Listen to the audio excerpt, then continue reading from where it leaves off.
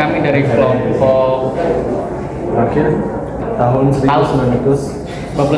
Capres dan cawapres dipilih melalui proses internal partai politik atau melalui jalur independen. Masa jabatan capres dan cawapres diikuti dengan pembentukan lembaga pendukung seperti kabinet. Partai politik yang ikut dalam pemilihan 1999 melibatkan PDIP dan PBB. Abdul Nur Wahid terpilih sebagai presiden dan Megawati Soekarno Putri sebagai wakil presiden dalam pemilihan tahun 1999. Sekian dari kelompok kami. Mohon maaf. Assalamualaikum warahmatullahi wabarakatuh. Assalamualaikum warahmatullahi wabarakatuh. Pada kali ini kelompok kita akan menjelaskan tentang pemilu 2004. Pemilu pertama yang dipilih langsung oleh rakyat. Peraturan ini terjadi setelah amandemen Undang-Undang Dasar 1945. Pemilu kali ini juga memerintahkan pembentukan Dewan Perwakilan Daerah atau DPD. Selain presiden dan wakil presiden. Tercatat ada 24 partai politik dalam pemilu 2004. Dari pemilu 2004 terpilihlah Susilo Bambang Yudhoyono Yusuf Kala sebagai presiden dan wakil presiden Republik Indonesia pada periode 2004 sampai 2009, berhasil meraih kemenangan untuk kedua periodenya.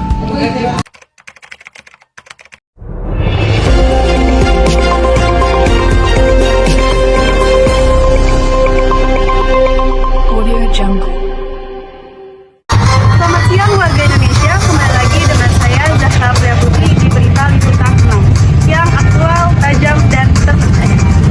Berikut adalah laporan terkini terkait pemilu yang sedang berlangsung di Kota Penari. Ini dengan rekan saya, Salma Liga. Zahra, Apakah sudah terhubung, Salma? oke, saya sudah terhubung dengan Zahra di studio. Saya melaporkan dari Kota Penari, sedang berlangsungnya pemilu 2009 putaran kedua. Di sini sedang berlangsungnya Bu Megawati sedang menggunakan hak pilihnya.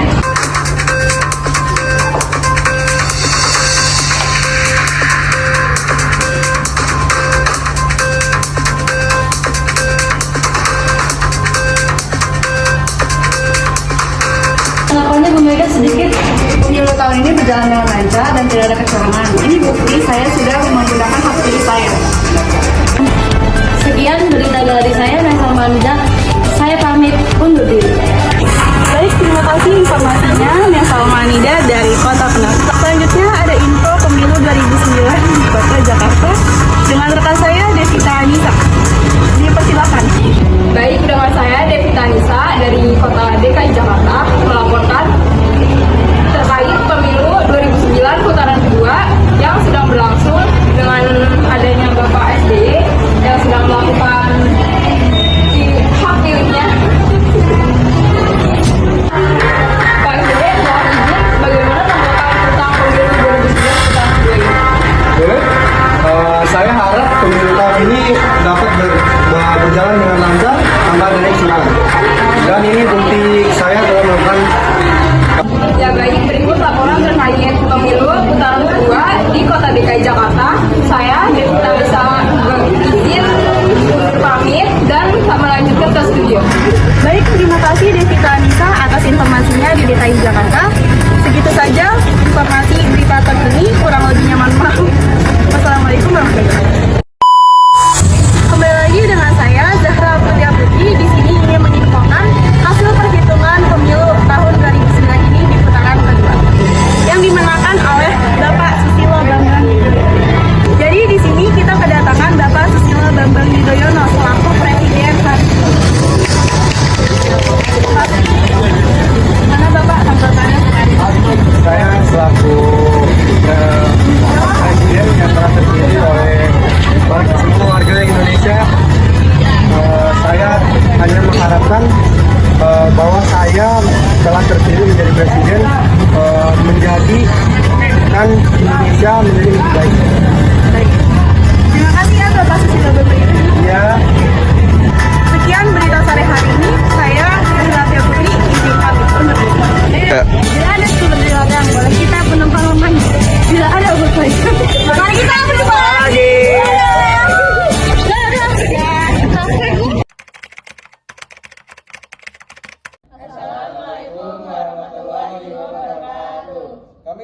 kelompok 1 ingin memberitakan tentang pemilu di tahun 2014. Di sini kita akan memperkenalkan diri.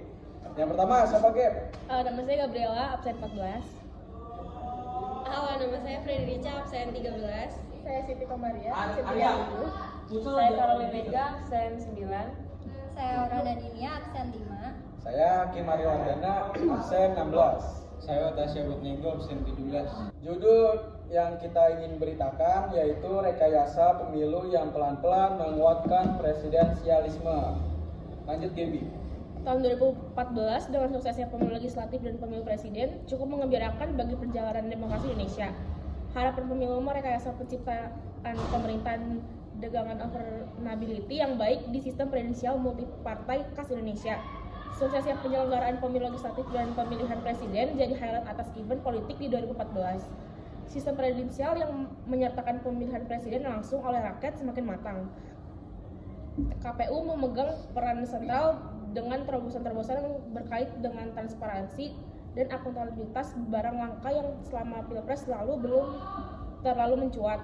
Keputusan Mahkamah Konstitusi mengubah pelaksanaan pemilu yang sebelumnya terpisah antara pemilu legislatif dan pemilihan presiden menjadi pemilihan serentak juga membawa angin segar bagi presidensialisme.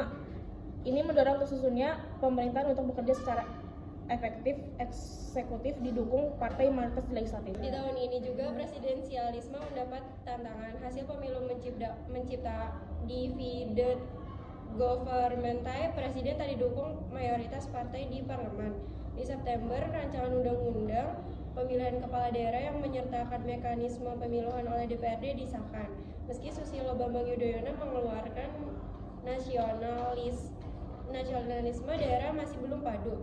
Perpu menitah pilkada dilaksanakan di tahun 2015 dan 2018, waktu yang tak ideal bagi siklus pemilu ke depan. Meski pelan-pelan, peristiwa-peristiwa yang berkaitan dengan pemilu dan demokrasi cukup memberi harapan bagi konsolidasi sistem dan penyelenggaraan pemilu legislatif dan eksekutif sebagai faktor determinan yang menghasilkan pemerintah efektif di sistem presidensial multipartai. 23 Januari 2014, Mahkamah Konstitusi mengeluarkan putusan segar bagi perjalanan pemilu dan demokrasi di Indonesia. MK mengubah pelaksanaan pemilu yang sebelumnya terpisah antara lain pemilu legislatif dan pemilu presiden menjadi pemerintah serentak.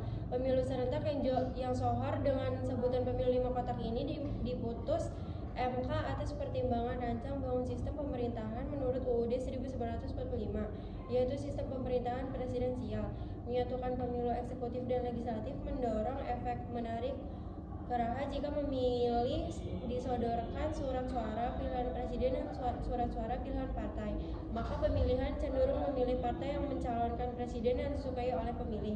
Ini mendorong kemajuan bagi tata negara Indonesia karena menguatkan desain presidensialisme yang mendorong tersusunnya pemerintah untuk bekerja sesama efektif. Eksekutif didukung partai mayoritas di legislatif.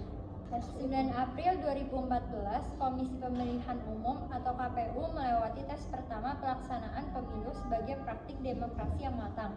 KPU sukses menyelenggarakan pemilu legislatif dengan pujian atas perorganisasian hari pemilihan yang baik. Yang tak bisa dilewatkan dari kerja KPU adalah keterbukaan pada tahapan-tahapan penyelenggaraan. Upaya KPU menerapkan laporan dana kampanye partai dan mendorong partai mengkoordinir laporan dana kampanye calon legislator menjadi salah satu terobosan. Melalui peraturan KPU, penerapan laporan dana kampanye melahirkan kesadaran transparansi pemilu Indonesia. KPU juga mengubah data pemilih ke dalam sistem informasi data pemilih atau SIDALI untuk menjadi data nasional yang digunakan dalam pemilu 2014. Langkah KPU merekam dan mempublikasikan daftar pemilih tak sekedar angka, tapi menyertakan nama dan provinsi adalah proyek terobosan yang sebelumnya tak dilakukan.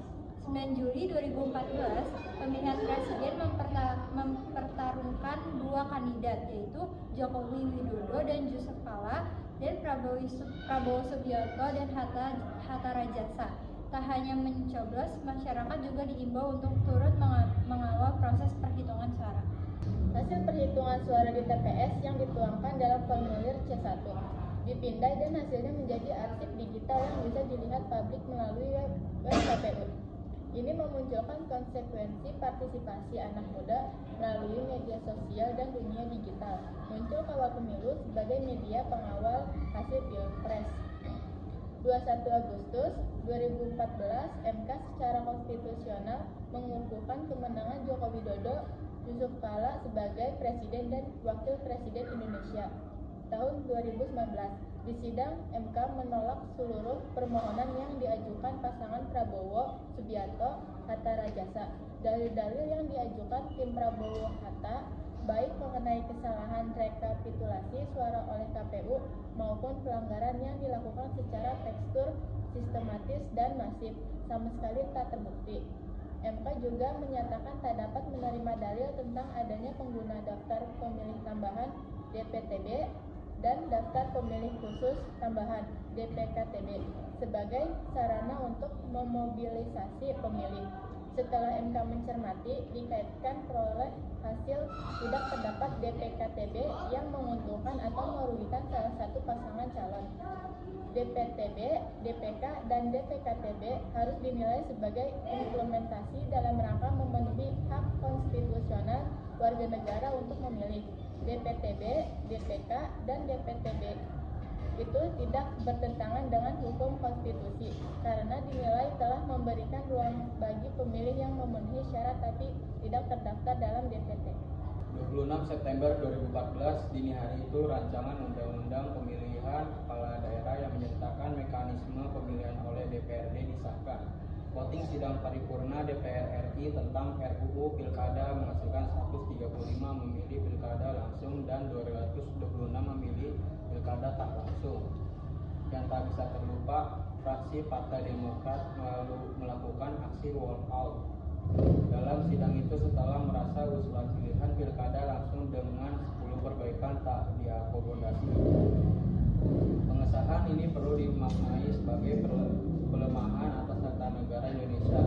Evolusi presidensialisme multipartai bersistem pemilu proporsional seharusnya didukung dengan pemilu yang lekat dengan sistem pemerintahan presidensial. Presiden tak dipilih parlemen melainkan rakyat. Presidensialisme menemui tantangan. 1 Oktober 2014, perseteruan sejak hari pertama anggota DPR dan DPD hasil pemilu legislatif dilantik dan diambil sumpahnya di gedung DPR MPR Senayan. Setelah itu, sidang dilanjutkan dengan agenda memilih pimpinan DPR RI, penguasaan koalisi merah putih terhadap pimpinan DPR RI menjadi poros seteru pemerintahan Joko Widodo dan Yusuf Kala. Praktik presidensialisme lagi-lagi menemui tantangan divided government mencipta keadaan yang disebut EF Saifullah Kata. Dilema presidensialisme memelihara dukung politik dari politisi dan partai atau mengefektifkan manajemen pemerintahan dan kebijakan. Tentu saja formula terbaik dari penyelesaian dilema itu adalah terpeliharanya dukung politik dan terpercayanya efektivitas manajemen pemerintahan dan kebijakan. Namun praktik politik di berbagai negara lain serta kenyataan politik di Indonesia memperlihatkan bahwa win-win solution semacam itu sungguh tak mudah dicapai. Ada semacam rumus trade-off di antara keduanya, yang satu sukses dan kegagalan, yang lain sebagai bayarannya. Kedudukan presiden yang bisa jadi lemah berhadapan dengan politik parlemen. Dibaca Rocky Gerung semata-mata soal kekurangan keahlian politik presiden. Sistem presidensial mengandalkan legitimasi langsung kekuasaan presiden pada hasil pemilu. Filosofinya adalah bahwa hanya pemilu yang dapat membatalkan kekuasaan presiden. Deretan hak yang dimiliki DPR sejauh-jauhnya ia tafsirkan tidak dapat melebihi mandat langsung yang diterima presiden dari rakyat. Dalam sistem presidensial yang sungguh-sungguh merupakan wakil rakyat bukan anggota DPR, melainkan presiden. Soalnya adalah apakah presiden memahami privilege politik itu dan memanfaatkannya untuk penguatan kebudayaan politik kita. 2 Oktober 2014, Susilo Bambang Yudhoyono menerbitkan dua peraturan pemerintah pengganti undang-undang guna mengembalikan mekanisme pemilihan kepala daerah secara langsung. Perpu yang diterbitkan adalah Perpu Nomor 1 2014 tentang pemilihan gubernur dan bupati wali kota, serta Perpu Nomor 2 2014 tentang perubahan UU Nomor 23 2014 tentang pemerintahan daerah. Penerbitan Perpu Nomor 1 2014 itu sekaligus mencabut UU Nomor 22 2014 tentang pilkada yang diputuskan DPR pada 26 September yang mengatur pilkada oleh DPRD. Sementara Perpu Nomor 2 tahun 2014 hanya mencabut dua pasal UU Nomor 23 2014 yang terkait kewenangan DPRD memilih kepala daerah. Ada 10 poin perbaikan pilkada langsung yang diatur dalam Perpu, diantaranya uji publik calon kepala daerah tidak sampai menentukan gugur tidaknya calon yang penghematan anggaran kampanye dengan pembatasan kampanye. Pembatasan kampanye bertujuan mengurangi potensi konflik atau pendukung. Presiden menjelaskan dasar kegentingan memaksa yang dijadikan alasan dikeluarkannya Perpu. Menurut SBY, penolakan luas yang ditujukan sebagian besar rakyat Indonesia harus disikapi dengan tindakan yang cepat. Salah satunya dengan menerbitkan Perpu. Ia mengingatkan UU yang mendapatkan penolakan yang kuat dari masyarakat akan menghadapi tantangan dan permasalahan dalam implementasinya. Hal lainnya yang menjadi dasar kegentingan memaksa ialah jadwal 204 pemilihan kepala daerah tahun 2015. 20 Oktober 2014, Joko Widodo dan Yusuf Kala dilantik sebagai Presiden dan Wakil Presiden RI periode 2014 sampai 2019. Pelantikan ini merupakan tahun berakhirnya pemilu Presiden dan Wakil Presiden atau Pilpres 2014. Dalam Undang-Undang Nomor 42 Tahun 2008 tentang Pilpres, tahapan penyelenggaraan Pilpres diakhiri dengan pengucapan sumpah atau janji. Penyelenggaraan pemilu sebagai transisi pemerintahan berlangsung baik. Tak ada pertumpahan darah dalam transisi pemerintahan ini. Acara dihadiri peserta Pilpres yang terpilih. Ketua MPR Zulkifli Hasan menyebutkan nama Ketua Umum Partai Gerindra Prabowo Subianto dan Ketua Umum Partai Amanat Nasional Hatta Rajasa. Keduanya berdiri menyambut penyebutan nama oleh Ketua MPR. 30 Desember 2014, KPU menggelar uji publik perdana 3 rancangan peraturan terkait pemilu kepala daerah serentak. Jika DPR mengesahkan Perpu Nomor 1 2014, tahapan pilkada serentak dimulai Februari 2015 dan berakhir Desember 2015. Waktu persiapan peserta yang sangat terbatas jadi topik utama pembahasan dalam kegiatan yang diikuti para pemangku kepentingan, terutama para perwakilan partai politik dan lembaga swadaya masyarakat. Apabila tahapan penyelenggaraan pilkada serentak dimulai Februari 2015, parpol akan kesulitan menjaring bakal calon berkualitas. Perkumpulan untuk Pemilu dan Demokrasi merekomendasikan pengunduran penyelenggaraan pilkada serentak ke Juli 2016. Alasan utama Perludem agar pilkada serentak diundur sampai Juni 2016 adalah demi menciptakan siklus pemilu 5 tahunan yang ideal. Jadwal pemilu legislatif, pemilu presiden, dan pilkada selama ini telah menimbulkan kesemrawutan politik sehingga mengacaukan tataan politik, merusak rasional pemilih, menciptakan konflik internal partai politik berkelanjutan, meninggikan biaya politik yang harus ditanggung partai politik dan calon, memboroskan dana negara, dan membebani penyelenggaraan. Dengan sekarang ini, pekerjaan KPU permanen akan tertata dan siklus 5 tahunan yang ideal akan tercapai. Pada tahun pertama pemilu nasional misalnya 2019, lalu tahun 2019 tidak ada pemilu, 2001 akan pemilu lokal. Ada jeda 2 tahun sehingga pemilihan bisa menilai dan kemungkinan memberikan penghukuman atau penghargaan kepada partai melalui pemilu lokal. Sekian dari kelompok 1, kurang lebihnya mohon maaf. Wassalamualaikum warahmatullahi wabarakatuh. Bye. Hai, aku Artista Utami dari 12 IPA 4. Aku penasaran nih, ada nggak sih yang tahu tentang fakta-fakta pemilu 2019? Let's go! Hai, silakan perkenalkan diri dulu. Halo, perkenalkan, nama aku Indah Trisnayati dari 12 IPA 4. Perkenalkan, nama saya Muhammad Alfian Prasetyo dari kelas 12 IPA 4. Perkenalkan, nama aku Berliana Putri dari kelas 12 IPA 4. Perkenalkan, nama saya Muhammad Putra Erlangga Aditya, saya berasal dari kelas 12 IPA 4. Halo, perkenalkan, nama aku Nafisa Indah Lestari dari 12 IPA 4. Saya Giancarlo Raja Salem dari 12 IPA 4. Apa sih yang kamu tahu tentang pemilu 2019? Nah, pemilu 2019 itu pertama kalinya Pilpres dan Pileg dilakukan secara serentak pada hari Rabu tanggal 17 April 2019. Nah, ada dua paslon. Pasangan pertama ada Jokowi Dodo dan Ma'ruf Amin. Pasangan yang kedua ada Prabowo Subianto dan Sandiaga Uno. Apa sih yang kamu tahu tentang pemilu 2019? Pemilihan presiden 2019 hanya akan berlangsung satu putaran karena hanya ada dua paslon yang mencalonkan. Apa sih yang kamu tahu tentang pemilu 2019? Untuk pemilu 2019, berdasarkan yang aku baca nih, biaya yang dianggarkan dari pemerintah sekitar 24,8 triliun. Nilai ini meningkat dari pemilu sebelumnya, yaitu pemilu 2014 sekitar 700 miliar. Apa sih yang kamu tahu tentang pemilu 2019? Yang saya tahu itu berdasarkan pendaftarannya, pemilu tahun 2019 itu terdapat 27 partai politik yang memberikan berkas untuk mencalonkan anggotanya. Namun, dari pihak panitia pemilu sendiri itu memberikan beberapa syarat verifikasi dan data, serta hanya terdapat 16 partai politik saja yang memenuhi syarat administrasi dan verifikasi faktual secara nasional. Apa sih yang kamu tahu tentang pemilu 2019?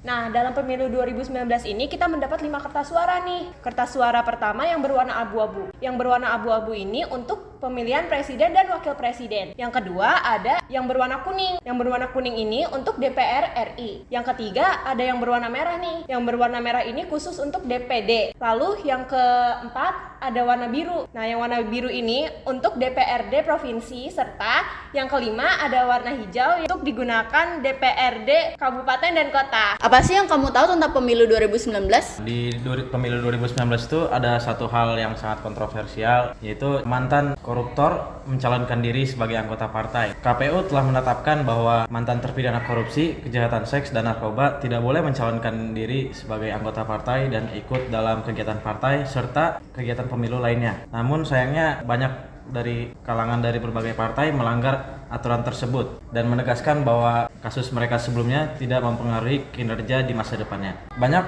dari berbagai partai mengadukan kepada Bawaslu tentang masalah tersebut. Akhirnya Bawaslu pun memenuhi gugatan-gugatan partai tersebut. Namun KPU tetap kukuh terhadap ketetapan sebelumnya.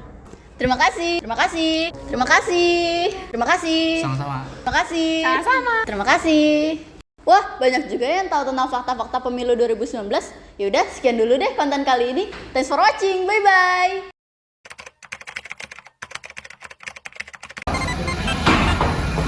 Kalian ikut berpartisipasi di pemilu kemarin? Ikut dong. Siapa aja sih capres dan cawapresnya? Paslon pertama ada Anies Baswedan dan Muhaimin Iskandar. Paslon kedua ada Prabowo Subianto dan Gibran Rakabuming. Paslon ketiga ada Ganjar Pranowo dan Mahfud MD. Kalian tahu nggak sih ada beberapa perbedaan dari pemilu sebelumnya? Apa aja sih perbedaannya? Yang pertama, di mana presiden dan wakil presiden dipilih bersamaan dengan pemilihan anggota legislatif DPR RI, DPRD provinsi, DPRD kota dan kabupaten dan DPD. Langkah ini dilakukan untuk mengefisiensikan anggaran pemerintah dalam pemilihan umum. Yang kedua, di pemilu tahun 2024 ini, pada saat debat cawapres ditemani oleh masing-masing capres mereka. Berbeda dengan pemilu sebelumnya, para cawapres tidak ditemani oleh masing-masing capres mereka. Adapun perbedaan yang terakhir yaitu perubahan batas usia capres dan cawapres yang pernah menduduki jabatan di pemerintahan. Dan untuk hasil pemilu tanggal 14 Februari 2024, kita tunggu hasil yang terbaik.